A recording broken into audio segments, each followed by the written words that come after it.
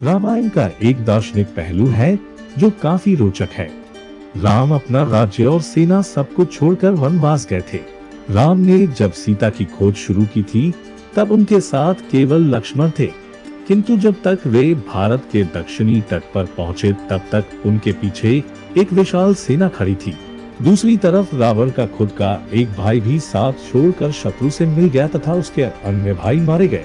रावण शास्त्रों का प्रखर ज्ञाता, प्रकांड विद्वान, राजनीतिज्ञ, महाज्ञानी, महापराक्रमी, महाप्रतापी एवं अत्यंत बलशाली था। किंतु नीतिपरायण व्यक्ति अगर अकेला चले तो भी पूरा विश्व उसके साथ हो लेता है।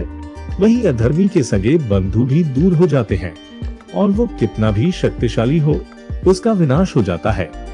रामायण सिर्फ एक कहानी नहीं है जो बहुत पहले हुई थी।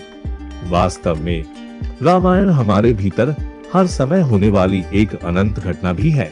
हमें यह एहसास होना बहुत जरूरी है कि रावण हमारे भीतर ही है, जो हमें अधर्म के मार्ग पर ले जाता है और हमें कमजोर बनाता है। हमारे भीतर के रावण का वध बहुत जरूरी है। तो आइए जानते हैं इसका उपाय क्या है।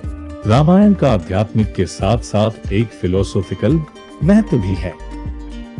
ऐसा कहा जाता है कि रामायण आपके अपने शरीर में हो रही है। आपकी आत्मा राम है, आपका मन या व्यक्तित्व सीता है तथा आपका अहंकार ही रावण है। जब मन अर्थात सीता का अहंकार अर्थात रावण अपहरण कर लेता है तो आत्मा अर्थात राम बेचैन हो जाती है।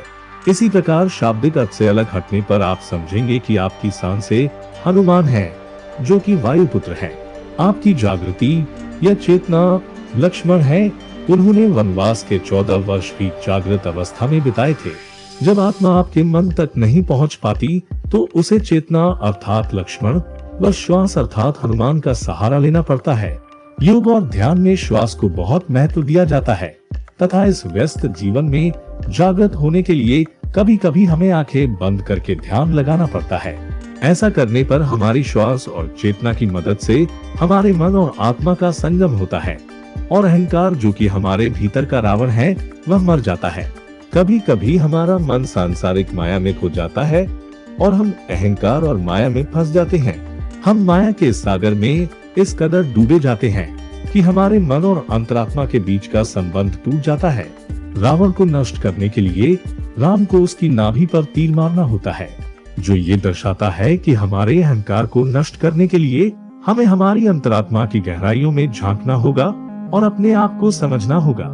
अगर आप रामायण से जुड़े कुछ अन्य दार्शनिक पहलुओं को जानते हैं तो हमें कमेंट बॉक्स में जरूर बताइए। ऐसे ही प्रेरणादायक वक्तव्यों को सुनने के लिए चैनल को सब्सक्राइब करें और बेल का आइकॉन जरूर दबाएं।